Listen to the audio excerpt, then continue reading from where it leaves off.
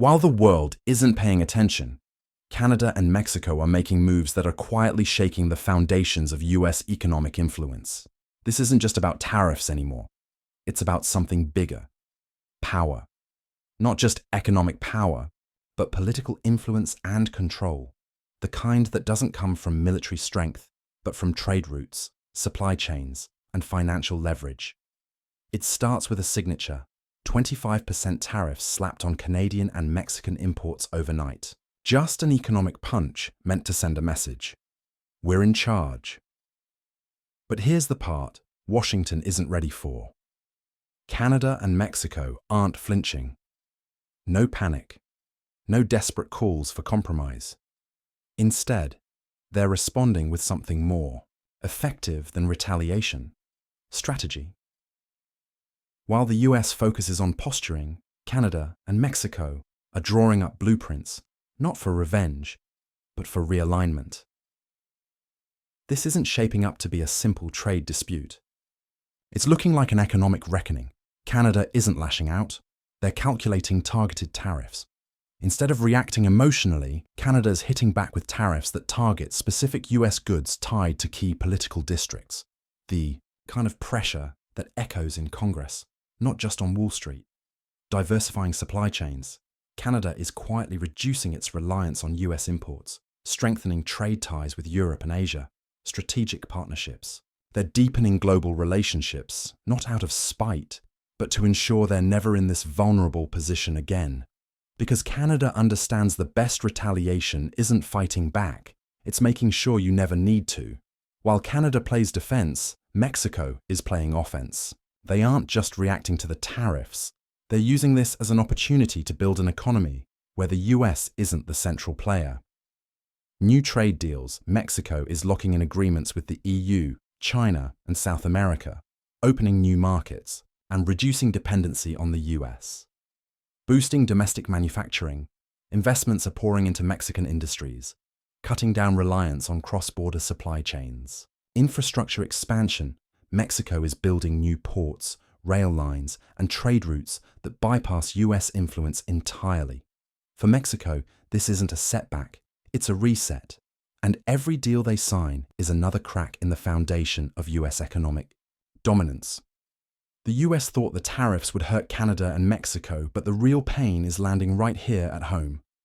Grocery prices surge, food imports from Mexico are more expensive, and it's hitting wallets. Fruits, vegetables, basic staples. Rising fuel costs, energy supply chains are disrupted, driving up gas prices across the board.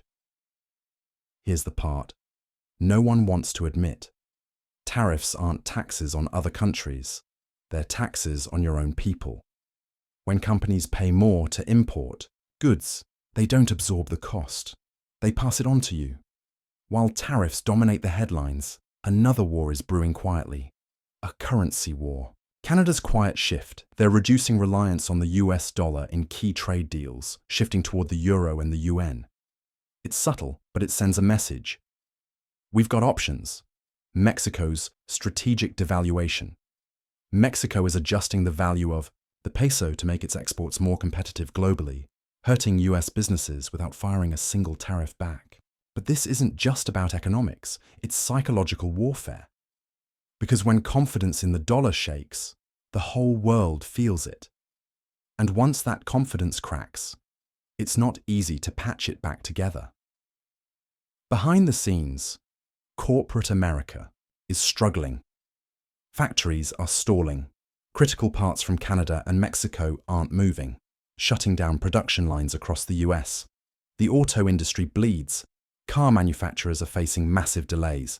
It's not because of big, complex systems. It's because of missing a single part. Tech companies scramble. The shortage of key materials is driving up costs and slowing down innovation. And the longer this drags on, the deeper the financial wounds get. Because here's the worst part. There's no quick fix when supply chains. You can't just restart them overnight. While the focus has been on goods and tariffs, Canada and Mexico are hitting somewhere even more critical: energy. The US relies on both countries for oil, natural gas, and electricity. And now that reliance is becoming a vulnerability. Oil prices spike. Canada is rerouting key exports, creating supply gaps that drive up fuel costs and grid strain. Mexico is redirecting energy supplies, leaving parts of the US struggling to meet demand. Desperation for alternatives. The US is scrambling to find new energy sources at much higher prices. The US thought energy was its stronghold. Turns out, it's the Achilles heel. Global economies don't collapse all at once. They collapse when the movement stops. Cargo ships are stuck. Goods sit idle at ports waiting for clearances that never come. Half-finished products. Factories can't complete items because they're missing critical components. Truckers sitting idle with nothing to transport. Supply chains grind to a halt. This isn't just a slowdown, it's a full-blown supply chain crisis. And the longer it lasts, the harder it is to restart. While factories and tech get the headlines, there's another crisis quietly brewing on American farms. Targeted retaliation. Canada and Mexico aren't just imposing random tariffs. They're targeting US agriculture with sniper-like precision. Falling demand. US corn, dairy, and soy exports are facing bans or restrictions in key markets. Crops at risk. Unlike factories, farmers can't just pause production. Crops grow, or they rot. While politicians argue about trade policy, ordinary people are feeling the squeeze. Rising prices. Milk, bread, eggs, all more expensive. Gas at record highs. Energy costs ripple into every corner of daily life. Rent and living costs climb. Inflation doesn't just hit products. It hits housing, services, everything. And even if the tariffs disappear tomorrow, the damage is done, because once prices rise, they rarely fall back down. But while America is busy fighting trade wars with its neighbors, the rest of the world isn't waiting. New trade alliances form.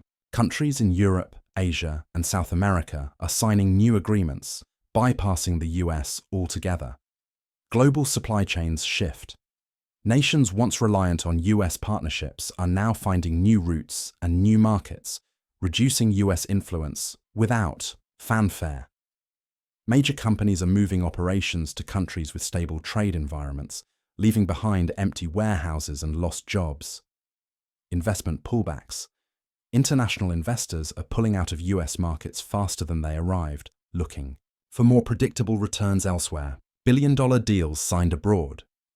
Contracts that could have boosted the US economy are being signed in Singapore, Frankfurt, Mexico City, anywhere but Washington. So, what's next? Do Canada and Mexico keep pushing? Does the US double down, or has the world already moved on without waiting for an answer? If this breakdown gave you something to think about, hit that subscribe button so you don't miss the next chapter.